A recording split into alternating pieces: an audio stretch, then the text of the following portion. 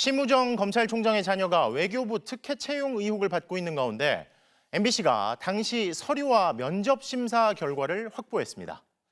서류 전형 3등이었던 심 총장에 따른 면접에서 심사위원 3명 중 2명으로부터 만점을 받아 면접 1등으로 합격했고 서류 1등 지원자는 결국 3등으로 탈락했는데요.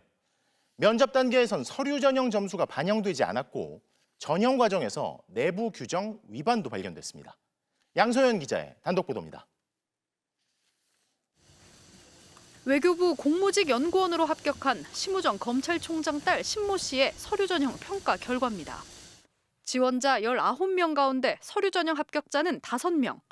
심 씨의 응시 번호는 3번으로 3등에 그쳤습니다. 심 씨의 서류 전형 평균 점수는 75.3점. 2등보단 3점이 낮았고 1등과는 7점이 넘는 차이가 났습니다. 결과는 면접에서 완전히 뒤집혔습니다. 3명의 면접위원이 업무 적합성과 합리성, 영어 능력 등 5개 항목을 평가했습니다. 그런데 면접위원 2명이 심 씨에게 만점을 줬습니다.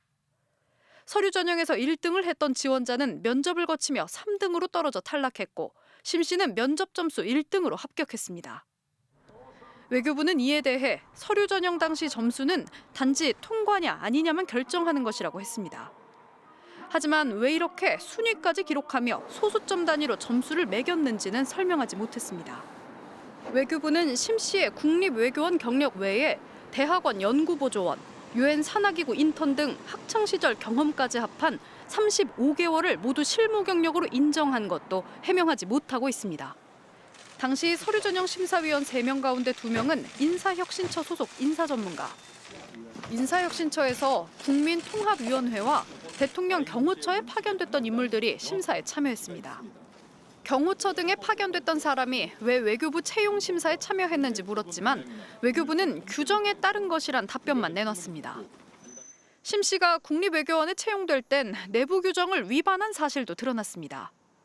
심 씨는 당시 석사 학위 수여 예정자 신분으로 채용됐는데 심우정 검찰총장과 외교부는 적법한 절차에 따른 것이라고 했습니다.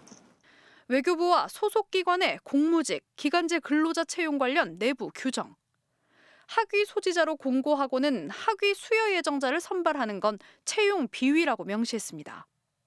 학위 예정자인 심 씨의 채용 사례가 채용 비위에 해당할 수 있다는 뜻입니다.